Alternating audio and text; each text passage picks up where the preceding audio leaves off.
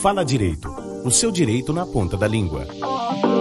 Este podcast é produzido por acadêmicos do curso de Direito da Católica de Santa Catarina e faz parte do projeto Observatório Católica de Cidadania, contemplado com recursos da FAPESC, Fundação de Amparo à Pesquisa do Estado de Santa Catarina. Estamos aqui no Podpac de hoje com a doutora Raíssa Butzki, advogada associada da Facnelo. Boa tarde, tudo bem com vocês? Muito obrigada pelo convite de estar aqui conversando com vocês sobre a Lei Federal 12.527 de 2011, né? Quanto à Lei de Acesso à Informação, e também da Lei Complementar 131 de 2009, referente à Lei de Transparência. Hoje nós vamos falar sobre a transparência no Legislativo. Estamos aqui com a Bruna e com a nossa colega Ana Clara Medeiros. E eu tenho a Siqueira também aqui, presente. Tá, nós vamos começar explicando um pouquinho para vocês de como que vai funcionar, quais os conceitos que a gente vai utilizar aqui hoje, conversar sobre o que é de fato, o que é o conceito de transparência e como que ele funciona não só de forma como lei, mas como ele funciona na prática assim, também para a gente. Então, vou abordar para vocês o que é a transparência no Legislativo, né? Que a gente pode falar sobre... A doutora Raíssa vai falar sobre o... Oh, meu Deus, estou me confundindo toda agora, calma. A doutora Raíssa vai explicar para a gente sobre as leis da transparência do Legislativo, né? Que é basicamente a execução orçamentária e financeira, que são as receitas e despesas também, que são informações de interesse do cidadão. Exatamente. E eu posso até complementar alguns estudos que essa Lei Complementar 131 de 2009, ela acabou inserindo alguns poucos dispositivos na Lei de Responsabilidade Fiscal, para tornar ainda mais transparente a gestão de recursos públicos e obrigar esses administradores públicos a divulgarem seu dia a dia, bem como as contas públicas, para que possamos fazer uma fiscalização popular em relação a esses dados que são manuseados. Isso acaba sendo essencial, né? Porque os cidadãos eles têm que ter um acesso a isso justamente para saber para onde está indo o valor dos impostos e tudo mais, né? E todo o valor orçamentário, de fato, porque a gente fica, mas isso está indo para onde? O que está acontecendo? Exatamente. Então, e é muito fácil de ser questionado, na verdade, né? A gente reclama muito sobre tributos pagos e afins, só que a gente não se questiona, na verdade, nem no nosso dia a dia, onde está indo isso e como que está funcionando, como que é a distribuição, até porque... E quem que faz essa distribuição também, Sim. que é importante, né? E dessa forma fica muito mais prático, né, da gente ter conhecimento disso. Principalmente quem está no meio jurídico, eu acho que é bem importante, porque, por exemplo, tu pega um processo contra o Estado ou algo do tipo e tu já vai saber ali que tu vai conseguir ter acesso àquelas informações, então é bem útil. Até uma ótima pergunta a se fazer, e como que como que funciona, assim, quando a gente vai para o mercado de trabalho, principalmente para a gente que não trabalha nessa área ainda, né, Raíssa? Como que a gente tem esse acesso? Se esse acesso é fácil, se a gente consegue ter, inclusive, acesso a processos de outros estados e como que funciona, até de forma internacional. A Raíssa também já fez um intercâmbio para fora, então ela também tem um pouco de conhecimento em relação a isso, né? E como que funciona, doutora Raíssa? Então, vamos ainda, né, falar da legislação analisada sobre o acesso à informação na Constituição Federal, mas, de antemão, a gente sabe que o instrumento para que tenha esse acesso à informação é por meio de edital, né? Edital do Diário Oficial da União, Diário Oficial dos municípios do Estado. Então, esse Diário Oficial, para que possa informar sobre esses gastos públicos, ele tem que estar realmente de livre acesso à população, né? E, por meio de sites, é, sim, acessível o conteúdo desses gastos públicos. A questão é a não iniciativa do cidadão, né, de estar consultando isso. Porque reclamar é bem fácil, né? O brasileiro tem essa mania Sim. de reclamar, meu Deus, mas só tem buraco e tudo mais. Mas quem questiona, né, exatamente... Eu percebo que aqui o cidadão acaba sendo mais passivo, mas como a gente vai ver no final, vocês fizeram até uma consulta ao município de Tubarão, de Santa Catarina, e foi bem fácil o acesso às informações, né? Sim. A gente poderia agora verificar um pouco na Constituição Federal que se trata sobre. Uma outra pergunta, antes da gente entrar de volta na Constituição, se você comentou ali, né, sobre editais e afins, sobre essas dúvidas e questões que a gente traz, assim, de onde que está indo o nosso orçamento e afins. A gente, como cidadão, a gente pode questionar isso? A gente pode entrar com um processo em relação a isso? de não achar devido gasto com tal coisa, assim? Como funciona? Sim, isso é livre à população, tá? Essas informações, elas hoje, como é que acontece? A administração pública ela está obrigada a divulgar os seus atos para a sociedade, né? Então, cabe ao cidadão, sim, toda essa pesquisa e questionamento em si. Hoje a gente vê muito assim um questionamento quanto a alguma coisa de licitação, né, ou edital de concurso público, é onde mais a gente vê o cidadão questionando o estado ou o município do que está sendo feito, né? Mas sim, é possível, sim, cabe mais um interesse ao cidadão. Entendi, legal. Vamos voltar para a Constituição então agora, que a gente comentou sobre.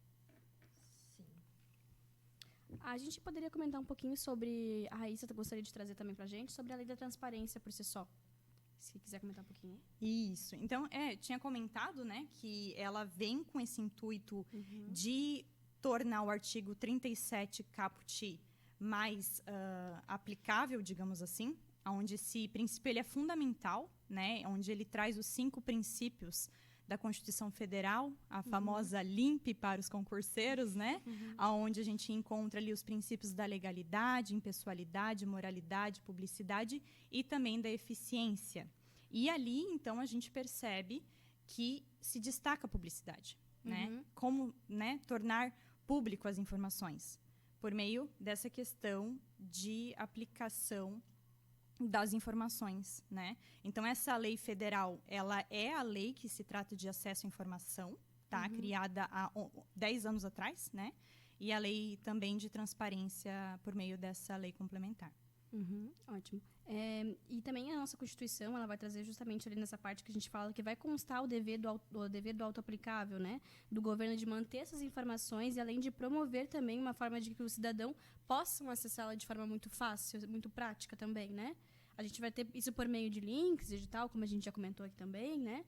E que por isso que a lei da transparência ela é uma forma de combinar esses três aspectos em um único documento, assim, que vai garantir a aplicação, a aplicação, por exemplo, né? O uso de tecnologia, que vai fazer com que isso seja fácil para diversos órgãos também de manter esse acesso tão fácil assim à informação, de fato. Sim. E referente aos princípios que você mencionou, doutora, eu acho que é bom a gente trabalhar bem agora e trazer mais forte aqui no tema a questão da publicidade e da eficiência, né? Como mencionamos antes da gravação. Que, de fato, essa lei da transparência, ela vem trazer a publicidade, como o próprio princípio já fala. Sabe o que é interessante também? Desculpa te cortar. Que não existe uma hierarquia entre esses princípios. Então, o princípio, por exemplo, da legalidade, ela não tem mais relevância do que da publicidade, certo? Eles andam lado a lado. E, de fato, o que acontece? A população, antigamente, ela não tinha tanto acesso ao que acontecia com os orçamentos, né? Ou todos os tributos. Então, foi necessário fazer, inclusive, uma lei para que pudesse regularizar e, sim, ter essa eficiência de saber para onde está sendo destinados os nossos recursos, né? Isso a gente pode perceber que é até um pouco cultural, porque até hoje a gente tem essa dificuldade de ver alguém que realmente saiba que não, eu posso questionar, eu posso ver para onde está indo meu dinheiro. Não. Às vezes a gente se limita muito a botar lá um prefeito que vai fazer tudo aquilo que a gente realmente quer, né? Mas a gente elege aquele prefeito, a gente não procura nem saber, tipo, como que está funcionando e para onde está indo esse orçamento. De fato, ele falou que ia fazer isso, mas tá, calma aí. Às vezes ele não fez, mas por quê? Existe uma explicação, né? Isso eu tô falando, me colocando somente na questão de município. Eu não tô nem entrando em estado, né? E afins, que também são deveres que têm essa importância, essa relevância de fazer esse tipo de edital e publicar. A gente também tem acesso, né? A gente também tem acesso, justamente. Bem legal. Tá, a gente pode falar um pouquinho do artigo também, que vai citar sobre isso, para ficar um pouco mais claro também? Que a gente vai destacar como sendo o principal o artigo 37, né? Isso? Então, tá. Eu gostaria de ler só um pouquinho dele para a gente comentar sobre, né? Que o artigo 37 vai falar que a administração pública direta, indireta ou fundacional de qualquer dos poderes da União, do Estado, do direito federal e dos municípios obedecerá aos princípios de legalidade, impessoalidade, moralidade, publicidade e também as seguintes. Isso a gente comentou até agora sobre quando a gente falou em relação ao concurso e tudo mais, que a doutora Raíssa entrou nesse assunto. Da Lindy. Isso. que é o nome difícil, calma, a gente não pegou ainda. A gente não é concurseira Doutora Ana ainda. Olsen, calma, não ouça esse podcast, tá? Por favor. Um beijo para a professora Ana Olsen, foi minha professora muito há legal. alguns anos atrás. Satisfação. É, ótimo. A gente vai entrar agora justamente de volta. A gente vai continuar falando sobre esse mesmo assunto. Só que agora eu gostaria de fazer uma perguntinha. Podemos? E com essa nova lei da transparência, o que causou, assim, em relação... Qual foi a mudança, né? Qual foi a mudança em relação ao legislativo? Qual a opinião de vocês? Melhorou, não melhorou? Olha, Vocês fizeram um estudo de campo. sim, Vamos analisar pelo estudo de campo. nós temos aqui todo um preparo, um estudo Vamos lá. Vamos para a consultá-los. prática. Vamos lá.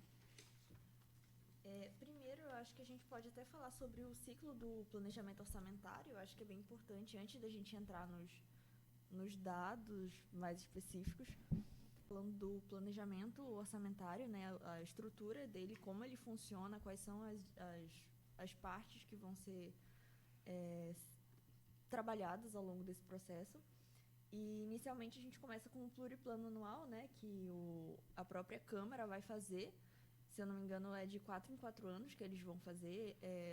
2 anos durante um governo e 2 anos durante outro governo. Mas aí, se a pessoa for reeleita, né? Então, logo depois disso, vem os planos nacionais, regionais e setoriais, que, no caso, eles vão organizar as estruturas de cada setor dentro daquela determinada Câmara, né? Lei das diretrizes orçamentárias, elaboração da proposta orçamentária anual. Então, tipo, a gente vê que isso é organizado. Tipo, a população às vezes se preocupa, como a gente falou anteriormente, do que está acontecendo com o valor que está indo para lá e tudo mais que está sendo investido, mas, de fato, é muito simples. Aí a gente entra na questão de como encontrar essas informações. Ana, tu pode trazer para a gente? Sim. Nesse caso, a gente trouxe sobre a Tubarão, né? Sobre o município de Tubarão. Então, a gente tem um site lá onde a gente consegue fazer todo esse tipo de consulta. Inclusive, não é nem só sobre nossos gastos ali e como a gente está utilizando disso, né?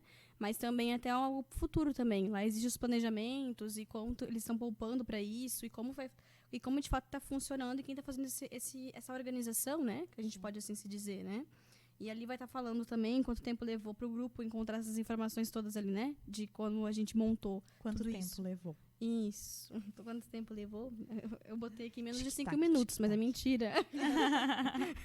Foi menos Não, ainda? Levou mais tempo. Um pouquinho mais. Bem mais tempo. Não, brincadeira. Mas o acesso no site ali deles é muito fácil, inclusive. Quando a gente clica ali na parte digital, a gente já vai direto para essa parte de orçamentos, né? E lá, inclusive, a gente encontra também não só, como eu falei, né? Não só os gastos que a gente está tendo, mas como também os planejamentos futuros e como está acontecendo de forma prática. Eles conseguem até atualizar, sabe? Datas, períodos e quando que vai ser gasto e como que vai ser gasto. Isso também é bem legal, porque, inclusive, aqui no município de Joinville, a gente não tem tão completo, sabe? Olha que interessante. E por ser um município muito maior, inclusive, né? Deveria ter essa organização um pouco melhor também, inclusive. Mas não, são muito bem organizados até. Sim. E eles são bem específicos. A gente estava olhando algumas coisas mais aleatórias que nem tinha tanta necessidade de olhar, mas a gente achou importante. E, por exemplo, até quantos teclados teclados de computador foram comprados para a Câmara dos Vereadores. Lá tem. tem Que é tudo. necessário, né? Para Sim. verificar se Claro. aquele processo de licitação foi cumprido, Claro. se a pessoa que foi escolhida realmente fez a entrega. Isso tudo é necessário, né? Sim. Inclusive, subsídios, vocês verificaram no site também? Não, isso eu não encontrei. Não pesquisei, na verdade. É, não os tô salários pensando. dos vereadores. Não. Os salários estão aqui. A gente, em média, cada vereador recebe R$10.459,29. Em média, né? E aí, além do salário de cada vereador, que Tem a lá quantidade, são né? 16, sim, lá são 16 vereadores. E 2 tem- assessores para cada vereador. Olha Dois só. assessores para cada vereador. Tu vê, Então, é trabalha bem- bastante, né? Sim. Eu não vi um valor tão relevante assim, mas... Uau, é tudo Sim. bem transparente, né? Inclusive, a renda mensal do oficial do gabinete, que é o primeiro assessor do vereador, é de R$ 3.967,94. Tá precisando melhorar o salário, né? E a renda mensal do segundo assessor é de R$ 2.868,13. levando em consideração que ele não é um vereador, tipo assim, à toa, né? Ele estudou, a gente imagina que ele tem o conhecimento necessário para isso, tem um valor bem baixinho. Sim. O que eu concluí com tudo isso, tá? Que a lei, né, já existe essa lei para determinar a divulgação dessas informações. E somente posso questionar, inclusive, aquilo que está devidamente publicado, certo? Mas se eu posso administrativamente questionar a legitimidade e a legalidade daquelas informações e dos atos da publicação pública, por que não questionamos? Sim. Então, volta à questão do cidadão. Eu acho que a questão mais passiva ainda é realmente a população ir atrás dessas informações, questionar se está tudo sendo divulgado ou feito como deve ser. E a gente até pode... Eu não tinha conhecimento, na verdade, de como funcionava na prática. Inclusive, eu fiquei até um pouco assustada quando eles colocaram até a quantidade de teclados, porque isso é uma coisa que a gente não questiona, né? A gente sabe que a gente geralmente costuma comentar que eles têm mordomias e afins, mas que mordomia é essa? Que gasto que é esse, né? Então, de fato, é um conteúdo necessário, assim. A gente ouve muito comentar sobre que, porque eles têm muitos benefícios, tem auxílio paletó. Claro, eles não têm nesse caso, né? Mas, enfim, em outras situações... Subindo ali para a União, podemos encontrar algumas informações. Sim, inclusive. Isso seria realmente necessário, né? Enfim. Mas vamos nos limitar ao município de Tubarão. Tá. Falando sobre os gastos totais com diárias no exercício de 2021, né? Foi o valor de R$ 272.876,11. Que, na verdade, analisando outros municípios, também não é um gasto tão extraordinário. Na verdade, está até um pouco abaixo de outros municípios de Santa Catarina, tá? Tem os que tem, em média, 2, 3 bilhões por... É muito dinheiro, muito dinheiro. E, às vezes, a gente analisou alguns do ano passado. Acho que foi mais ou menos assim, meio de junho, julho do ano passado. E essa mesma Câmara tinha alguns meses que gastou, por exemplo, 2 milhões, aí no outro 3 milhões, aí no outro volta para esse valor normal de 270 mil. Então, tipo assim, a gente tem que fazer esse questionamento também, né? O que foi que foi gasto dessa forma, que foi tão extraordinário? Porque indo pesquisar, a gente não achou tanto assim. Então, não faz muito sentido às vezes também. E às vezes a gente acaba, como cidadão, confiando demais.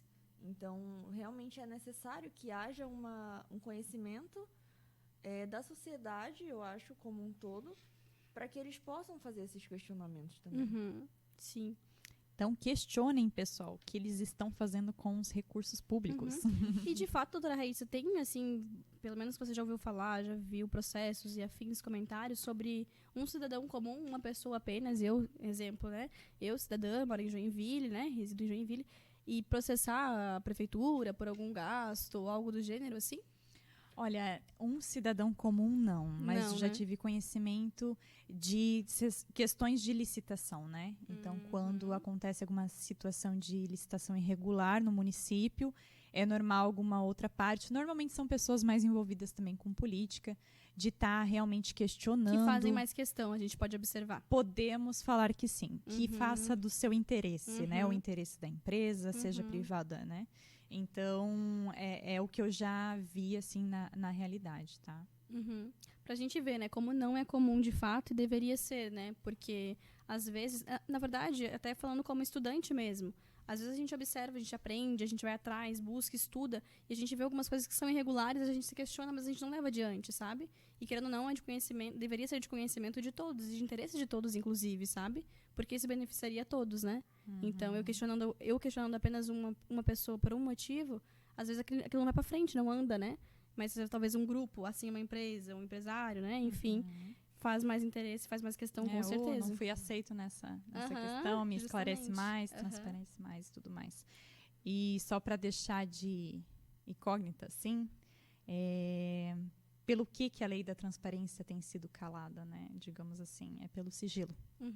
Na prática, existe muito essa questão, vamos botar em sigilo, sabe? Sim. É o único meio que, na prática, tem calado, digamos assim, a transparência que o povo merece.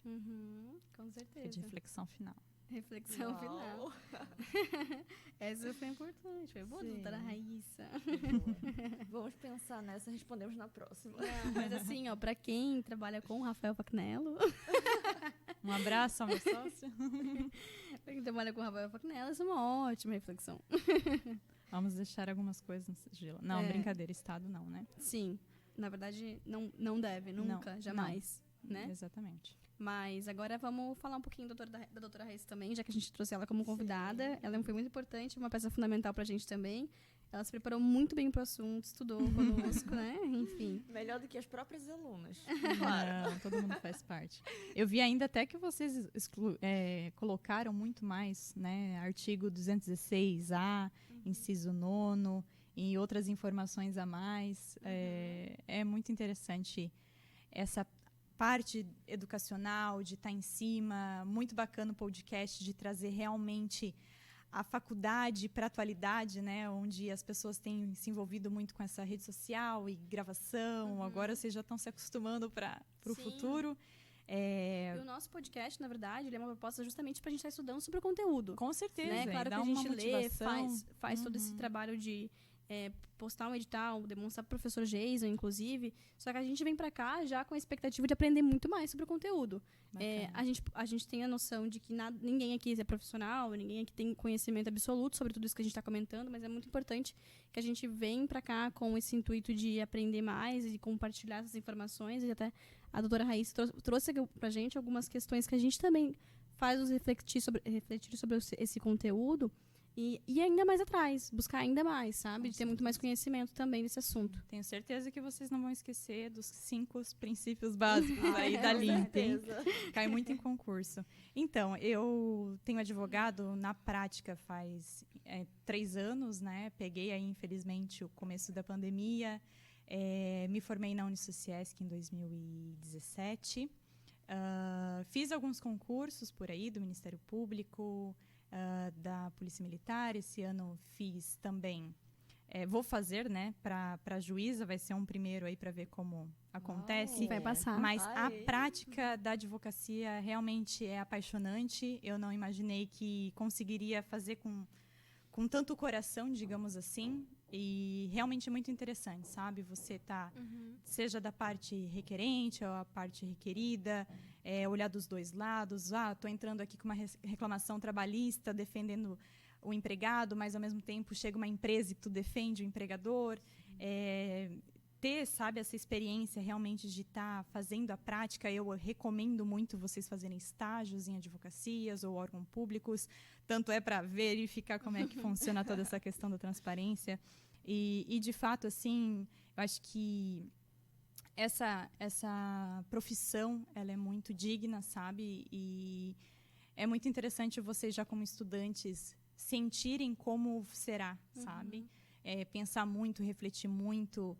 Se você tem já em si um coração empreendedor, sabe? Tenta fazer um estágio no lugar onde tu possa estar futuramente junto, né, com o empresário ali para estar empreendendo. Se você tem mais uma vocação educativa, tenta estar estagiando em algum lugar que tu possa também estar, sabe, dando aulas, enfim. E vamos deixar bem claro que a doutora Raíssa tem super vocação para ensino. Ela é ótima em relação muito a isso. obrigada. Eu trabalho junto com ela, mas só legal. assisto, né? E a gente já aprende, já Por pesca umas coisinhas. enquanto, Já mas pesca é bastante isso. coisinha dela, porque ela tem uma facilidade imensa em explicar pra gente. Isso é muito legal, porque é uma Muito coisa assim obrigada. que eu, particularmente, como estudante, eu não via em mim o interesse de um dia me tornar professora de uma faculdade, né? Enfim. Mas até a Raíssa comentou esses dias, eu deveria ser professora, porque eu gosto disso, sabe? A gente pensa assim, educação, ela é essencial, né? sim. Eu digo que o conhecimento, ele te liberta, sabe? Sim. Podem te tirar tudo, mas o teu conhecimento, tuas horas ali que tu tá com sono e tu tá estudando de madrugada, eu já passei mais de 12 horas estudando, vale a pena. A recompensa sempre virá. Um grande abraço para vocês, muito obrigada por essa Nós agradecemos. Obrigada. e muito sucesso aí na caminhada. Obrigada. Então a gente Obrigada. encerra por aqui hoje e esse foi o nosso Podpac. Fala Direito, o seu direito na ponta da língua. Este podcast foi produzido por acadêmicos do curso de Direito da Católica de Santa Catarina. sob supervisão do professor Dr. Jason Giovanni Heiler. O Fala Direito é integrante do projeto Observatório Católica de Cidadania, contemplado com recursos da FAPESC. Outros conteúdos para turbinar o exercício da sua cidadania você encontra nas redes sociais. Instagram, @fala_direito. E Spotify, Fala_direito. Dê um upgrade na sua cidadania. Siga o Fala Direito.